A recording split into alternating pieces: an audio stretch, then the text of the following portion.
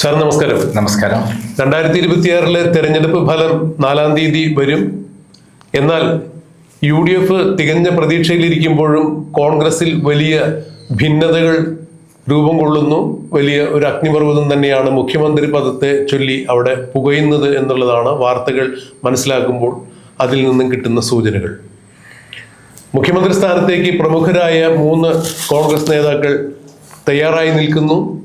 അതിൽ പ്രതിപക്ഷ നേതാവായ VD സതീശനും മുൻ ആഭ്യന്തര വകുപ്പ് മന്ത്രിയും പ്രതിപക്ഷ നേതാവുമായ രമേശ് ചെന്നിത്തലയും AICC വർക്കിംഗ് ജനറൽ സെക്രട്ടറിയായ KC വേണുഗോപാലുമാണ് ഈ സ്ഥാനത്തേക്ക് ഒളിഞ്ഞും തെളിഞ്ഞും മത്സരിക്കുന്നത് എന്നുള്ളൊരു ചിത്രമായിരുന്നു ഇതുവരെയും ഉണ്ടായിരുന്നത്. എന്നാൽ ഹൈക്കമാൻഡ് ഇടപെട്ട് മുഖ്യമന്ത്രി സ്ഥാനത്തെ ചൊല്ലിയുള്ള പരസ്യ പ്രസ്താവനകൾ, പ്രചരണങ്ങൾ എല്ലാം പിൻവലിക്കണം, ഒരു തരത്തിലും അസ്വാരസ്യങ്ങൾ ഉണ്ടാക്കരുത്, പ്രവർത്തകർക്കും അണികൾക്കും കോൺഗ്രസ് പാർട്ടി അനുഭാവികൾക്കും ഒരു തരത്തിലും അസ്വസ്ഥതകൾ സൃഷ്ടിക്കരുത് എന്ന് പറഞ്ഞുകൊണ്ട് വിലക്ക് ഏർപ്പെടുത്തി എന്നുള്ള വാർത്തയും പുറത്തു വരുന്നു. ഞാൻ പറഞ്ഞു വരുന്നത് ഇതൊന്നുമല്ല. ഇപ്പോൾ മുഖ്യമന്ത്രി സ്ഥാനത്തിന് കൂടുതൽ അവകാശവാദം ഉന്നയിച്ച് നിൽക്കുന്ന കേന്ദ്ര നേതൃത്വത്തിലിരിക്കുന്ന AICC വക്താവായ KC വേണുഗോപാലിനെ 2026-27 പാർലമെന്ററി പബ്ലിക് അക്കൗണ്ട്സിലേക്ക് അതിന്റെ ചെയർമാനായി നിയോഗിച്ചുകൊണ്ട് സ്പീക്കർ ഓം ബിർള ഒരു ഉത്തരവ് പുറപ്പെടുവിച്ചിരിക്കുന്നു. സാധാരണഗതിയിൽ ഇത് കോൺഗ്രസിനെ സംബന്ധിച്ചിടത്തോളം വലിയ ഒരു പദവി തന്നെയാണ്.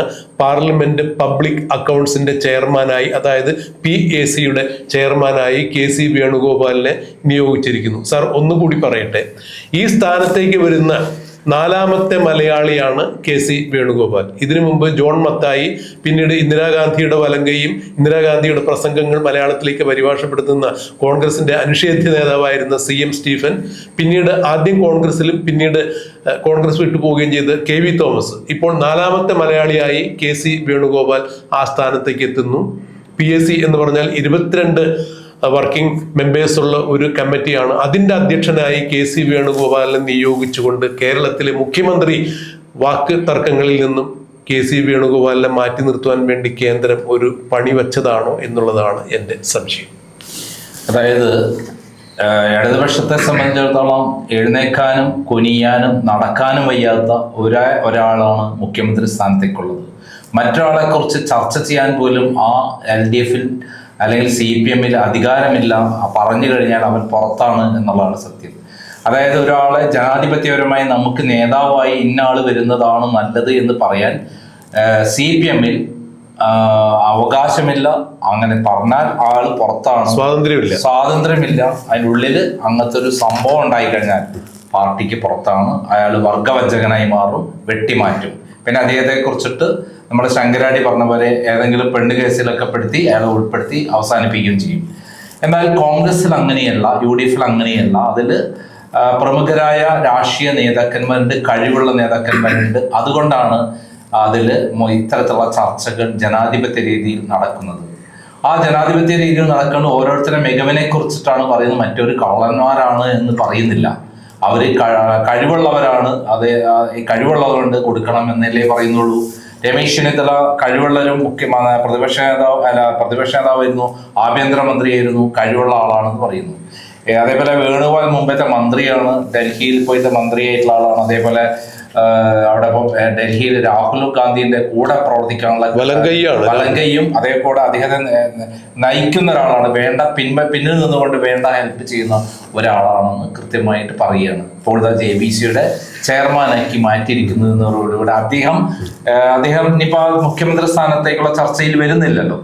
അപ്പൊ ഇങ്ങനെ കഴിവുള്ള ആൾക്കാരാണ് നയിക്കാനുള്ളത് UDFല്. അപ്പൊ അതിൽ ആദ്യത്തെ ആള് എന്തായാലും ഏറ്റവും അധികം സ്വാധീനമുള്ള, ഡൽഹിയിലൊക്കെ സ്വാധീനമുള്ള രാഹുൽ ഗാന്ധിനെയും പ്രിയങ്ക ഗാന്ധിനെയും അതേപോലെ സോണിയാഗാന്ധിനെയും വലങ്കയായി നിൽക്കുന്ന നമ്മുടെ മലയാളിയായ അഭിമാനമായിട്ടുള്ള വേണുഗോപാൽ അങ്ങോട്ട് മാറി. അപ്പൊ ഇനി 2 പേരാണുള്ളത്.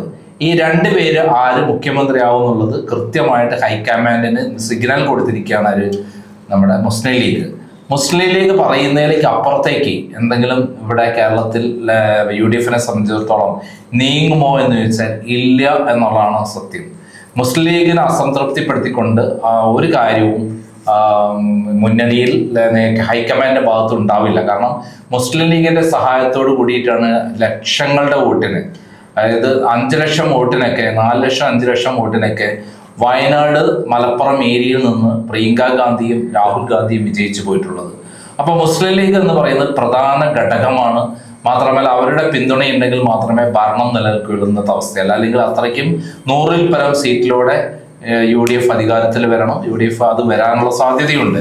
അങ്ങനെ വരുമ്പോഴും VD സതീശന്റെ നേതൃത്വത്തിലുള്ള മുന്നണിയാണ് അത്ര വിജയിക്കാൻ കാരണമായതുകൊണ്ട് തന്നെ രണ്ടാമതൊരു ചോദ്യം ചോദിക്കാൻ പോലും അവകാശമില്ലാതെ VD സതീശനെ മുഖ്യമന്ത്രി സ്ഥാനത്തേക്ക് പരിഗണിക്കും. പക്ഷേ സാറേ, മറ്റൊരു കാര്യം കൂടി ഒന്ന് എടുത്തു പറയേണ്ട ഒരു കാര്യമുണ്ട്. അതായത് KC വേണുഗോപാല് കേരളത്തിലെ നിയമസഭയിലേക്ക് മത്സരിച്ചില്ല. പക്ഷെ ചില MP-മാരായിരുന്ന ആളുകൾക്ക് മത്സരിക്കാൻ വേണ്ടിയുള്ള ചില ധാരണകൾ ഉണ്ടായിരുന്നു, താല്പര്യങ്ങളുണ്ടായിരുന്നു. കണ്ണൂരിലെ സിംഹം എന്ന് പറയുന്ന കോൺഗ്രസിലെ തലമുതിർന്ന നേതാവായ K. സുധാകരൻ അതിനുവേണ്ടി അരയും തലയും മുറുക്കി രംഗത്തിറങ്ങി. അവസാനം AK ആന്റണി ഉൾപ്പെടെയുള്ള പ്രവർത്തക സമിതി അംഗങ്ങൾ ബന്ധപ്പെട്ടതിന് ശേഷമാണ് K. സുധാകരൻ അതിൽ നിന്ന് പിൻവലിഞ്ഞത് എന്ന് കേൾക്കുന്നു. അടൂർ പ്രകാശനും ഇതുപോലെ SNDP നേതൃത്വത്തെ ശിവഗിരി മഠത്തെ സ്വാധീനിച്ചുകൊണ്ട് അങ്ങനെ ഒരു ശ്രമം നടത്തുകയുണ്ടായി എന്നറിഞ്ഞു. ഇതിനെല്ലാം പിറകിൽ പ്രവർത്തിച്ച് ചാലക ശക്തിയായി നിന്നത് KC വേണുഗോപാലാണ് എന്നാണ് മനസ്സിലാക്കാൻ കഴിയുന്നത്. കാരണം ഇപ്പോഴത്തെ 2026 തെരഞ്ഞെടുപ്പിൽ കോൺഗ്രസിന് ജയിക്കുക എന്നുള്ളത് ജീവൻ മരണ പോരാട്ടമാണ് UDFന്റെ നിലനിൽപ്പിനും കേരളത്തിൽ കോൺഗ്രസിന്റെ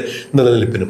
അങ്ങനെ ജയിക്കാൻ സാധ്യതയുള്ള സ്ഥാനാർത്ഥികളെ മാത്രം തെരഞ്ഞെടുത്ത് നിർത്തുന്ന അവസരത്തിൽ പോലും KC വേണുഗോപാൽ തൻ്റെ ക്യാമ്പിലുള്ള ആളുകളെ പലയിടങ്ങളും വിന്യസിച്ചു എന്നുള്ളതാണ് മനസ്സിലാക്കാൻ കഴിയുന്നത്. അങ്ങനെയെങ്കിൽ ഇപ്പോൾ KC വേണുഗോപാൽ PACയുടെ ചെയർമാനായി പോയി, അല്ലെങ്കിൽ അവിടെ ഭാരിച്ച ഉത്തരവാദിത്തം ഏറ്റെടുക്കുമ്പോഴും കേരളത്തിൽ മുഖ്യമന്ത്രി സ്ഥാനത്തിന് വേണ്ടി നിലകൊള്ളുന്നു എന്ന് പറയപ്പെടുന്ന രമേശ് ചെന്നിത്തലയ്ക്കും VD സതീശനും ഒരു മത്സരം അവർക്കിടയിൽ വരികയാണെങ്കിൽ തീർച്ചയായും KC വേണുഗോപാലിന്റെ സ്വാധീനം നിർണായകമായിരിക്കും എന്ന് ചില രാഷ്ട്രീയ നിരീക്ഷകർ ചൂണ്ടിക്കാണിക്കുന്നു. കാരണം KC വേണുഗോപാൽ ക്യാമ്പിൽ നിയമസഭാ സാമാജികർ ധാരാളം ഉണ്ടായിരിക്കും. അദ്ദേഹം നിർത്തിയിരിക്കുന്ന അദ്ദേഹത്തിന്റെ പാർശ്വവർത്തികളായ ആളുകൾ ജയിച്ചു വരികയാണെങ്കിൽ അവരുടെ അഭിപ്രായ പ്രകാരം മുഖ്യമന്ത്രി ആരായിരിക്കണം എന്നൊരു ചോദ്യം വരുമ്പോൾ അവര് കൂടുതൽ ആളുകളുണ്ടെങ്കിൽ കൈവോക്കുന്നത് KC വേണുഗോപാലിന് വേണ്ടിയാണെങ്കിൽ KC വേണുഗോപാൽ നിർദ്ദേശിക്കുന്ന ആൾക്ക് ഈ മുഖ്യമന്ത്രി പദം കൈമാറാൻ ഒരു സാധ്യത ഉണ്ടാകുമോ എന്നുള്ളത് ചോദ്യം തന്നെയല്ലേ? അല്ല, അത്തരം ചോദ്യങ്ങൾ പ്രസക്തമായതാണെങ്കിലും ഇവിടെ വരാൻ പോകുന്ന കാര്യം എന്താണ്? ഇവിടെ വരാൻ പോകുന്ന കാര്യം ലീഗ് എന്ന് പറയുന്ന രണ്ടാമത്തെ കക്ഷി ഇല്ല എങ്കിൽ UDFന് നിലനിൽപ്പില്ല. അപ്പം ലീഗിന്റെ ഒപ്പീനിയൻ പരസ്യമായി തന്നെ പുറത്തു വന്നു കഴിഞ്ഞു. ആ കൃത്യമായിട്ട് തന്നെ VD സതീശന് അനുകൂലമായിട്ടുള്ള നിലപാടാണ് പറയാതെ പറഞ്ഞിരിക്കുന്നത്. അല്ല, സാദിഖ് അലി ശിഹാബ് തങ്ങൾ ഇന്നലെ മാധ്യമങ്ങളുടെ ചോദ്യത്തിന് അത് സാറ് പറഞ്ഞതുപോലെ പറയാതെ കൃത്യമായി വ്യക്തമാക്കി ആർക്കാണ് ജനകീയ സ്വീകാര്യത, ലീഗ് അതിൻ്റെ ഒപ്പമാണെന്ന് അവർ വ്യക്തമാക്കി കഴിഞ്ഞു. അപ്പോൾ VD സതീശനുമായിട്ട് ഇപ്പോൾ മുസ്ലിം ലീഗ് നല്ല ബന്ധത്തിലാണ്. മാത്രമല്ല പുതിയുഗ യാത്ര വന്നപ്പോൾ ഇന്ന് വരെ കാണാത്ത ജനപ്രളയമായിരുന്നു മലപ്പുറം ജില്ലയിലും കോഴിക്കോട് ജില്ലയിലും അവരുടെ ഏരിയയിലെല്ലാം തന്നെ. അവരുടെ എവിടെയൊക്കെ ശക്തി ഉണ്ടോ, കാസർഗോഡായാലും അവിടെ നിന്ന് ഇങ്ങോട്ട് കണ്ണൂരായാലും മലപ്പുറം കോഴിക്കോടായാലും വയനാടായാലും അവരുടെ ശക്തി കേന്ദ്രങ്ങളിൽ വലിയ ജനപിന്തുണയായിരുന്നു എന്ന് ബോധ്യപ്പെട്ടതാണ്. അപ്പൊ അങ്ങനെ ജനപിന്തുണ നേടി ഉണ്ടാക്കിയത് ഒരു ദിവസം കൊണ്ടല്ല, മാസങ്ങൾ 5 വർഷത്തെ കഠിന പ്രയത്നം കൊണ്ട് നിരാശരായ UDF പ്രവർത്തകരെ ധൈര്യം കൊടുത്ത് പ്രവർത്തിപ്പിച്ച് നമുക്ക് നേടാൻ പറ്റും. അങ്ങനെ ചെയ്ത് കാണിച്ച് തൃക്കാക്കരയിലും പുതുപ്പള്ളിയിലും പാലക്കാടും നിലമ്പൂരിലും പിന്നെ തദ്ദേശ സ്വയംഭരണ തെരഞ്ഞെടുപ്പ് ലോക്സഭയിലും എല്ലാം മാതൃകയായി നേതൃത്വം കൊടുത്തതാണ് VD സതീശൻ. അങ്ങനെ അവസാനത്തെ ഒരു ഫൈനലിലാണ് ഇത് എത്തിയിരിക്കുന്നത്. ഫൈനലിൽ അദ്ദേഹത്തെ തള്ളാൻ പറ്റാത്ത വിധത്തിൽ അദ്ദേഹം ഏറ്റവും ടോപ്പിൽ എത്തിയിട്ടുണ്ട്. അതിന്റെ അർത്ഥം രമേശ് ചെന്നിത്തല മോശക്കാരനെന്നല്ല. അദ്ദേഹം 5 വർഷം ഇവിടെ പ്രതിപക്ഷ നേതാവാകുന്ന രൂപത്തിൽ നല്ല ശക്തനായ പ്രതിപക്ഷ നേതാവായിരുന്നു. ആഭ്യന്തരമന്ത്രിയാകുമ്പോഴും അങ്ങനെ തന്നെയായിരുന്നു. പക്ഷേ അത് ജനങ്ങളെ സംഘടിപ്പിക്കുന്ന, ജനങ്ങളെ കൂടെ നിർത്തുന്നതിൽ അദ്ദേഹം പരാജയപ്പെട്ടു പോയി. അപ്പൊ അത് നടത്തിയ ആരാണോ അദ്ദേഹത്തെ മുഖ്യമന്ത്രിയാക്കുക എന്ന് പറയുന്ന ഒരു സമീപനമാണ് സത്യസന്ധമായി സത്യത്തിന്റെ കൂടെ നിൽക്കുന്ന മുസ്ലിം ലീഗ് കാണിച്ചിട്ടുള്ളത്. അതിന് എന്തെങ്കിലും തടയിടാൻ മറ്റാർക്കും കഴിയുമോ എന്നുള്ള പ്രയാസമാണ്. അവരുടെ പിന്തുണയില്ലെങ്കിൽ നാളത്തേക്ക് അത് വലിയ പ്രശ്നങ്ങൾ കാരണമായി തീരും. അപ്പൊ രമേശ് ചെന്നിത്തല അതിനകത്ത് ഒഴിഞ്ഞു മാറുക എന്നുള്ളതല്ല, രമേശ് ചെന്നിത്തലയ്ക്ക് പ്രധാനപ്പെട്ട സ്ഥാനം കൊടുത്തുകൊണ്ട് അതിന് തയ്യാറാവും ഹൈക്കമാൻഡ് എന്നാണ് ഞാൻ വിശ്വസിക്കുന്നത്. നമുക്കറിയാം രേവന്ത് റെഡ്ഡി ഇവിടെ തെലങ്കാനയിൽ എങ്ങനെയാ വന്നത്? അദ്ദേഹത്തിന് മുമ്പ് എന്തെങ്കിലും സ്ഥാനമുണ്ടായിരുന്നു? പുതിയ ഒരാളെ ഡെവലപ്പ് ചെയ്ത് കൊണ്ടുവന്ന് തെലങ്കാന പിടിച്ചടക്കി. അങ്ങനെ തെലങ്കാനയിൽ ഇങ്ങനെ അട്ടിമറി വിജയം ഉണ്ടാകുന്ന ആരും സ്വപ്നത്തിൽ കണ്ടതല്ല. അവിടെ ഉണ്ടായിരുന്ന അവിടത്തുള്ള അവിടെ ഭരിച്ചിരുന്ന ഭരണം മൊത്തത്തിൽ അട്ടിമറിച്ചിട്ടാണ് ആര് വന്നത്? അധികാരത്തിൽ വന്നത്. അപ്പം കേരളത്തിൽ അതേപോലെ കൊണ്ടുവന്ന ഒരാളെ ഹൈക്കമാൻഡ് തള്ളുകയില്ല. മാത്രമല്ല ജനങ്ങളുടെ പൂർണ്ണമായ പിന്തുണയുണ്ടെന്ന് ഹൈക്കമാൻഡ് പൂർണ്ണ ബോധ്യവുമാണ്. അല്ലെങ്കിലും സാർ ഇവിടെ ഇപ്പോൾ സാർ പറഞ്ഞത് തന്നെ വളരെ പ്രസക്തമാണ്. കാരണം ഇത്തരം തീരുമാനങ്ങൾ അവഗണിച്ചുകൊണ്ട് മുഖ്യമന്ത്രി പദത്തിലേക്ക് ഹൈക്കമാൻഡ് മറ്റേതെങ്കിലും തരത്തിലുള്ള ഒരു സമീപനം കൈക്കൊള്ളുകയാണെങ്കിൽ കേരളത്തിൽ UDF എന്ന സംവിധാനത്തിന് അത് വല്ലാതെ ഉലച്ചിൽ തട്ടുമെന്നുള്ളത് യാതൊരു സംശയമില്ല. ഇപ്പോൾ തന്നെ മുസ്ലിം ലീഗിനെ സംബന്ധിച്ചിടത്തോളം 10 വർഷം അധികാരമില്ലാതെ പുറത്തു നിന്ന് കോൺഗ്രസ് പാർട്ടിയുടെ ഇതുപോലെ ഇനി അധികാരമില്ലാതെ നിൽക്കാനായിട്ട് അവർക്ക് സാധിക്കില്ല. അതുകൊണ്ട് തന്നെ കോൺഗ്രസിനകത്ത് ഇത്തരത്തിലുള്ള അന്തർചിത്രങ്ങളുണ്ട്. കോൺഗ്രസിന് അധികാരം കിട്ടിയില്ലെങ്കിൽ UDF എന്ന സംവിധാനത്തോടൊപ്പം ചേർന്ന് നിൽക്കാൻ മുസ്ലിം ലീഗിന് ബുദ്ധിമുട്ടാവും. അവർ മറുകണ്ഠം ചാടാനുള്ള സാധ്യതകൾ ഏറെയാണ്. UDF സംവിധാനം തകരുകയാണെങ്കിൽ അടുത്ത കാലത്തൊന്നും കോൺഗ്രസിന് വീണ്ടും തിരിച്ചു വരാനുള്ള യാതൊരു സാധ്യതകളും കേരളത്തിലില്ല എന്നുള്ളതാണ് രാഷ്ട്രീയ നിരീക്ഷകരും ചൂണ്ടിക്കാണിക്കുന്നത്. അതുകൊണ്ട് ആത്മഹത്യാപരമായ ഒരു നിലപാടിലേക്ക് മുഖ്യമന്ത്രി തർക്കത്തിലേക്ക് ഈ ഹൈക്കമാൻഡ് ഒരു തീരുമാനം എടുക്കില്ല എന്ന് വേണ്ടേ മനസ്സിലാക്കാൻ? മാത്രമല്ല അത് ഹൈക്കമാൻഡ് അങ്ങനെ പോവില്ല. മാത്രമല്ല രമേശ് ചെന്നിത്തല അത്തരം തീരുമാനത്തിന് പോവില്ല എന്നാണ് ഞാൻ മനസ്സിലായത്. രമേശ് ചെന്നിത്തല സ്വാഭാവികമായിട്ടും VD സതീഷിനോടൊപ്പം ചേർന്നുകൊണ്ട് എല്ലാ കോൺഗ്രസിനെ ഒത്തുരമിച്ച് മുന്നോട്ട് പോകാനേ തയ്യാറുള്ളൂ.